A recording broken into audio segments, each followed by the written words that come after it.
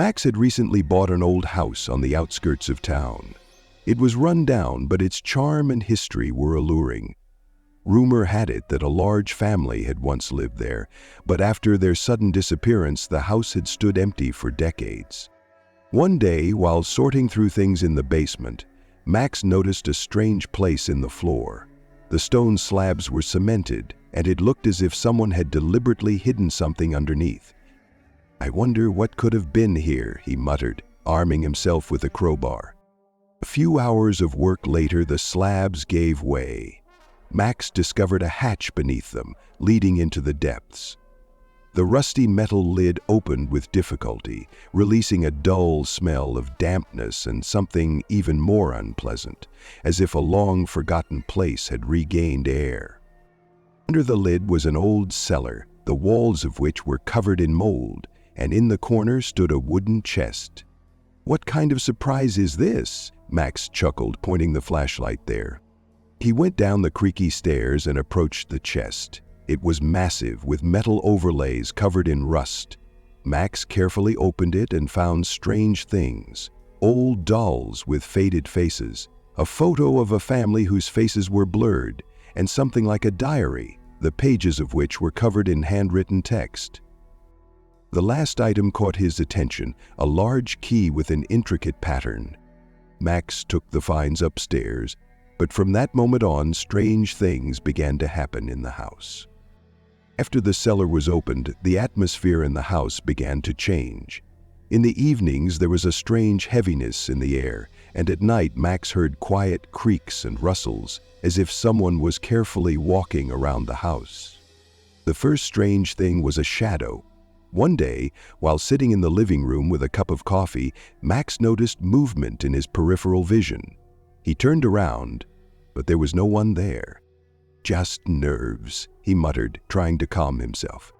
But the shadows began to appear more often.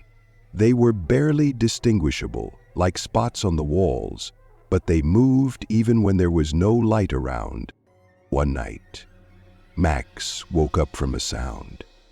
It was a low, almost inhuman hiss. He got out of bed, took a flashlight, and headed into the hallway. There were footprints on the floor, wet, as if someone had walked barefoot. "Who's there?" he shouted, but only silence answered him. With each passing day, the shadows became more and more distinct. Max noticed them in the corners of the room, near the windows, sometimes even briefly in the mirror. They were tall, with elongated limbs. Their outlines were constantly changing, as if they were made of thick smoke. But the real panic began when Max realized that the shadows could interact with the world. One evening, he discovered that all the windows in the house were open, although he clearly remembered that he had closed them. "This can't be an accident," he muttered, standing in the kitchen. As soon as he said this, a dull thud came from the cellar, as if something heavy had fallen. Max froze, but then plucked up his courage and went to the hatch. He opened the lid and pointed the flashlight down. The beam of light illuminated the emptiness, but in the farthest corner he saw shadows. They were moving, thickening, like living creatures. One of them rose and turned something like a head in his direction. Max recoiled and slammed the lid, but the sound of footsteps and whispers was now heard throughout the house. These creatures began to emerge from the cellar.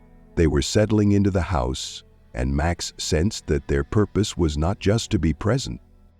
Max tried to fight what was happening. He reinforced the cellar lid, boarded it up, and put a wardrobe on top.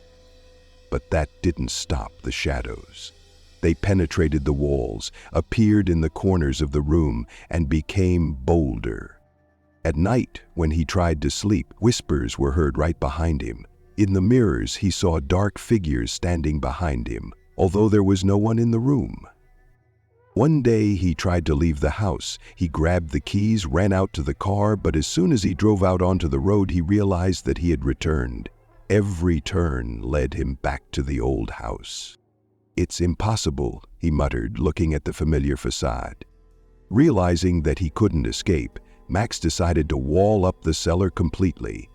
He took out cement and bricks, but as soon as he started, a low, ominous laugh came from the depths of the cellar. "You opened us," came a voice from the darkness itself. "You are part of this house now." The trial, however, Max recoiled. Shadows, as if alive, began to rise from the cellar, filling the room. They surrounded him, stretching out long, smoke-like arms. "What do you want?" he screamed. But he already knew the answer. "You open the door, and you will stay here." The lights in the house flickered, and Max felt the shadows surrounding him. They were everywhere, on the walls, on the floor, on the ceiling. Their whispers were deafening, until everything was plunged into darkness. The next morning, the old house stood in its usual silence. The hatch in the floor was sealed again, as if it had never been opened. But now, if someone passed by the house at night, they saw faint shadows in the windows and heard quiet whispers calling their name. Max became part of this place. His face can sometimes be seen in the mirror, and his voice can be heard in whispers coming from the cellar.